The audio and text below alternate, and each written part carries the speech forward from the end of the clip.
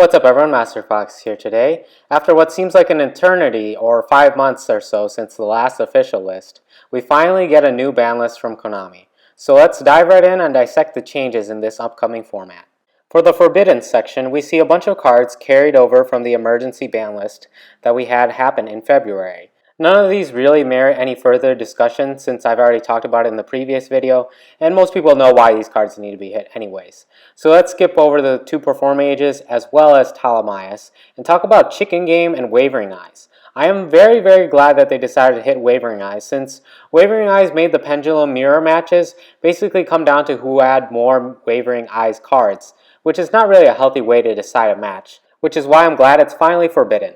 And then moving on, we have Chicken Game being forbidden. This is an interesting hit. I know that they're aiming to hit the Monarch FTK and I guess other FTK decks by hitting Chicken Game, but Chicken Game isn't truly the root of the problem. FTKs still have their main action intact, it's just that their consistency has been hit, and hitting Chicken Game hits other decks that need that sort of consistency card to boost themselves up. But I suppose Konami decided to hit Chicken Game possibly on the premise that Chicken Game is too good of a card and is kind of a staple card in a lot of decks. Not a lot of meta decks are playing it, but you can play a terraforming Chicken Game engine in pretty much any deck and turn your deck into a deck that's less than 37 cards, especially when combined with Upstart Goblin, which is probably why we see the further hits to Upstart Goblin moving down on the list.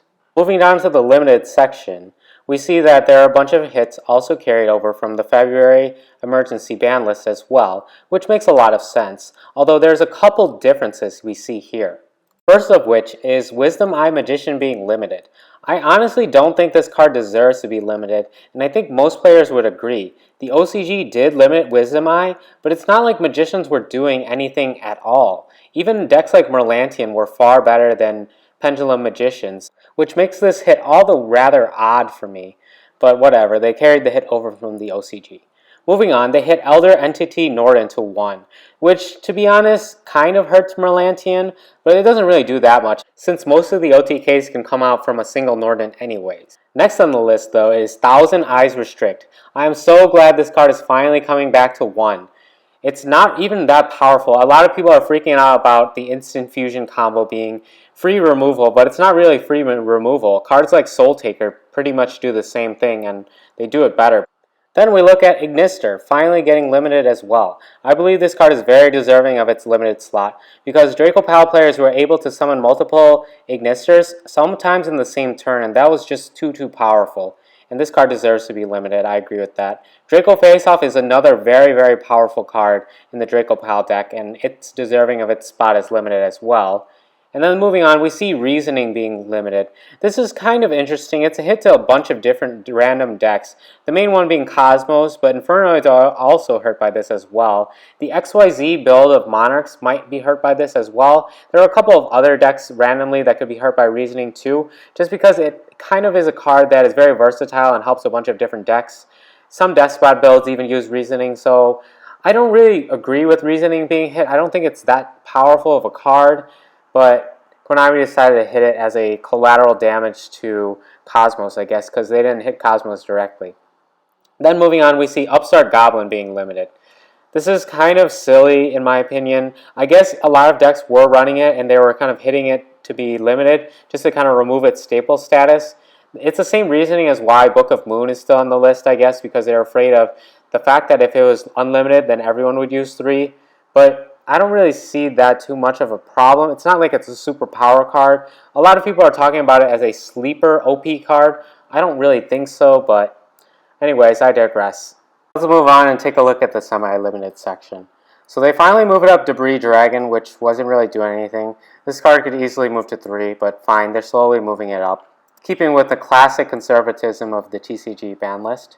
And they move Allure of Darkness up as well, following the OCG's lead, I suppose.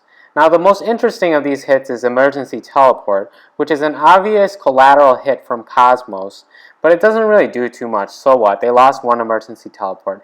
It hurts consistency a little bit because they can't get to Tin Can, but compared to the hits to Draco Pals, this is pretty much nothing. Cosmos can shake this off fine. Now let's take a look at the last section, the Unlimited section. DMOC is finally freed from the list. It had an errata, so this makes sense. Tragodia is freed. Not too big of a surprise here. Advanced Ritual Art, Freed as well, and Crush Card Virus. None of these are that surprising, and I don't expect any of these to be game-breaking at all. With that, I'll leave you guys with my general impression of what I think the list is going to do to the metagame. First off, let's talk about Draco Pals. Draco Pals took heavy hits, obviously took the most hits from the meta, but I think overall they'll be able to survive. If not as a top tier deck, they'll still be able to compete, definitely at the regional levels. Just because the deck is very versatile and it can run so many different things, that I think it can still remain somewhat competitive.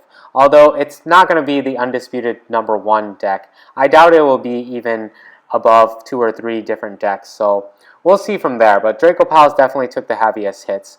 Next, let's talk about Cosmos. Cosmos basically took no direct hits to them, so they're basically going to be full strength. And especially with Draco Pals, which was sitting above them, being kicked out of that spot, they'll definitely move up a slot. So they'll be on the level of the second to third best deck, maybe even the best deck, but I don't think so because of the next deck I'm going to talk about, which is Burning Abyss and Phantom Knights, and the PK Fire decks as well. Just looking at YCS Houston, we can see that the PK Fire deck is doing very, very well, and that's with the full power Draco Pal deck. So take that out of the picture, and now you have free reign for this PK Fire deck, and I think it's honestly better than Cosmos, and it does have kind of a rough matchup against Monarchs, but it's probably poised to be one of the best decks in the upcoming meta. Then lastly, I want to talk about Monarchs. So it turns out that I was way wrong in my prediction over Monarchs being hit. To be honest though, I really thought that Monarchs were going to be hit hard, but I guess it's a good thing. Even though Monarchs aren't my favorite deck, I'm glad that the TCG chose to let them live. This is one of the few times in the game's history where a meta deck can be bought and compete at the regional and even YCS level for around $100, including the side and extra deck. Well, of course, the fact that there is no extra deck needed does help with the price, but you guys know what I mean.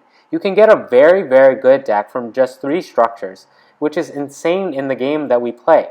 Just looking at some of the even YCS deck builds, you can build them off of Yu-Gi-Oh! Top decks for something like $120, which is awesome.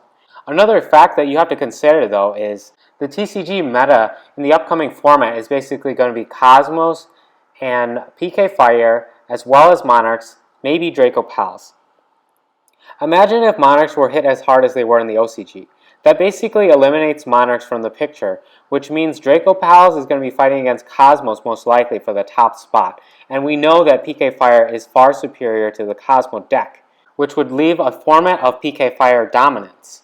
Monarchs act as a good check in the meta, especially against PK Fire, and in this way, the format might end up being a triangle or even square format between Cosmos, Monarchs, and PK Fire, or somewhere in the mix, Draco Pals might end up somewhere there. There are a bunch of other rogue decks that could end up on top as well, maybe Merlantians, but based on the showings from the last format, it's likely going to be the 3 that I named: Cosmos, Draco Pals, and Monarchs. So that's pretty much it for this video. Tell me what you guys think in the comment section below. What's going to be the next meta? And that's it for this video. Give this video a thumbs up, and I will see you guys in my next video. Thank you.